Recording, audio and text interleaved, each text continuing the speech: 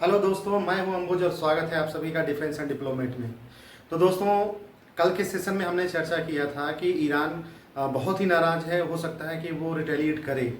मैंने ये भी कल कहा था कि हो सकता है कि वो अपने आसपास के किसी अमेरिकी बेस पे हमला करे, और वैसा ही हुआ। कल देर शाम को ईरान ने कतर में अमेरिका के बेस पर मिसाइलें दागी। हालांकि अमेरिका ने कहा कि बहुत कमज़ोर, इससे कोई नुकसान नहीं हुआ, लेकिन फिर भी ईरान ने अपनी तरफ से कार्रवाई किया।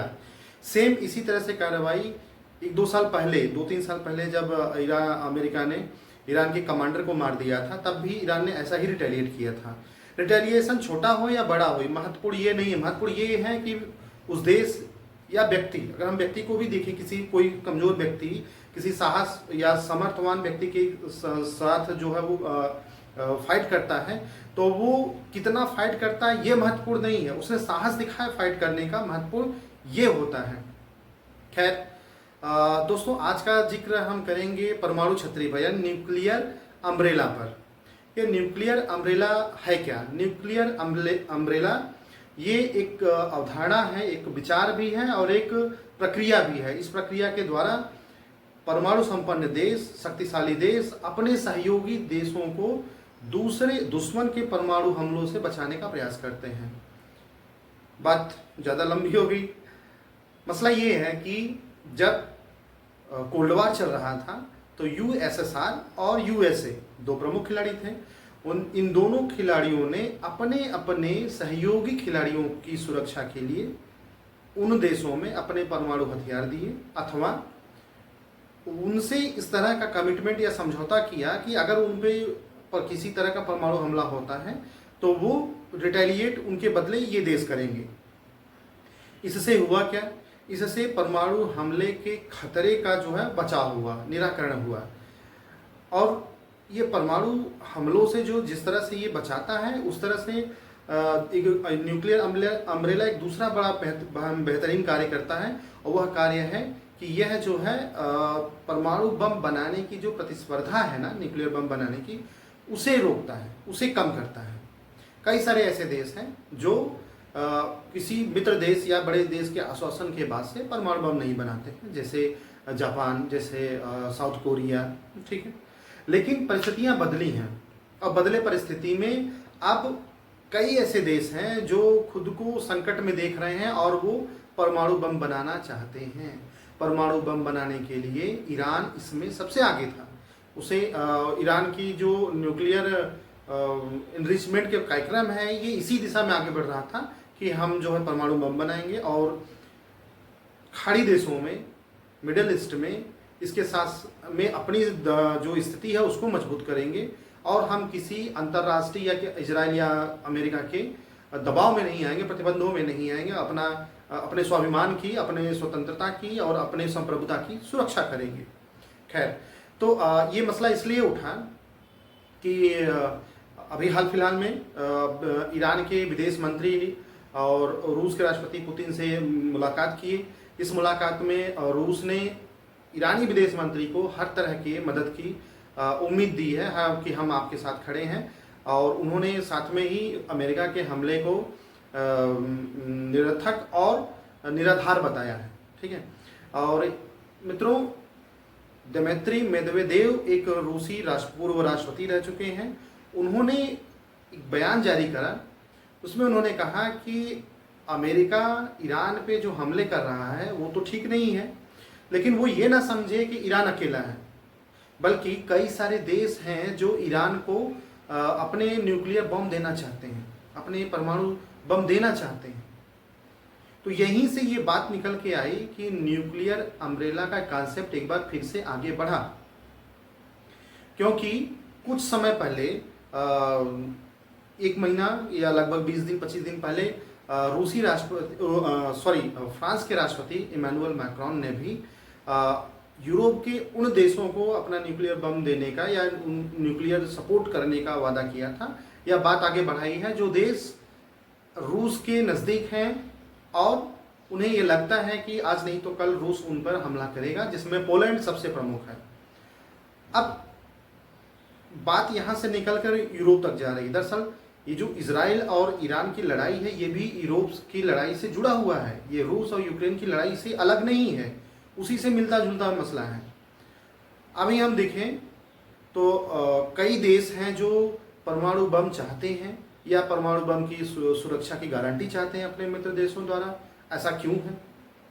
क्यों अचानक से देशों में परमाणु बम बनाने की होड़ लग गई? क्यों छोटे छोटे देश जिनकी आबादी कम है, जिनकी क्षमता कम है, लेकिन उन्हें परमाणु शक्ति चाहिए? ऐसा इसलिए है कि विगत कुछ वर्षों में जिन देशों ने परमाणु कार्यक्रम को त्याग दिया था, बंद कर दिया था, या जिन देशों ने इससे इनकार कर दिया था, वे देश आज पछता रहे हैं। सबसे बड़ा उदाहरण इसमें यूक्रेन है। जब यूएसएसआर टूटा तो यूक्रेन अलग हुआ और उसने अपने स्वतंत्रता के समय ही कहा कि हम परमाणु शक्ति का विरोध करते हैं, किसी भी तरह के परमाणु बम नहीं कहीं भी होना चाहिए, ये मानवता के विरोध में है। और उसी के अकॉर्डिंग उसने क्या किया कि अपने सारे परमाणु बम, सैकड़ों परमाणु बम हम कह सकते हैं उसमें, कि 1994 में उसने रूस को दे दिया, जो यूएसएसआर का उत्तराधिकारी बना। ठीक इसी तरह से अब क्या हुआ कि उसने दे तो दिया, लेकिन 2014 में यूक्रेन की क्रीमिया पर रूस ने कब्जा कर लिया। अब पिछले 2 साल से आप देख ही रहे हैं, लगातार लड़ाइयाँ चल रही हैं। यूक्रेन को पछतावा है कि अगर मेरे पास परमाणु बम रहे होते तो शायद रूस हम पे इस तरह से हमला नहीं करता, इस तरह से जबरदस्ती अपना दबाव नहीं बनाता। इस दबाव से बचने के लिए पोलैंड को लगता है कि अगला नंबर मेरा है, तो पोलैंड यूएस से इस तरह का डिमांड कर रहा है कि यूएस हमें गारंटी दे कि अगर हमारे ऊपर हमला हुआ तो हमें न्यूक्लियर सपोर्ट करेंगे।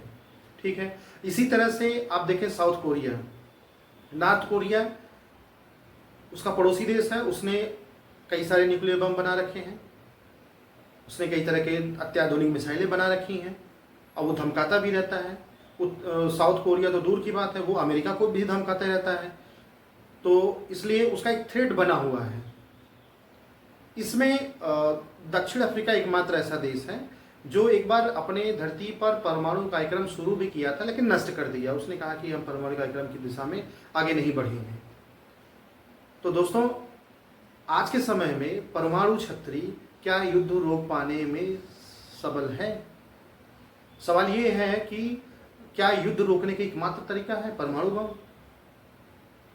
या सवाल एक और उठता है कि पाकिस्तान के पास भी तो परमाणु बम है, फिर भी भारत ने जहां सोचा समझा वहां स्ट्राइक किया। तो मैं नहीं समझता कि किसी देश के पास परमाणु बम हो जाने से दूसरे देश की इच्छा शक्ति रुक जाती है। डिपेंड करता है कि किस तरह की कार्रवाई करनी है, कहाँ कार्रवाई करनी है, और कौन सा व्यक्ति है निर्णय लेने वाला।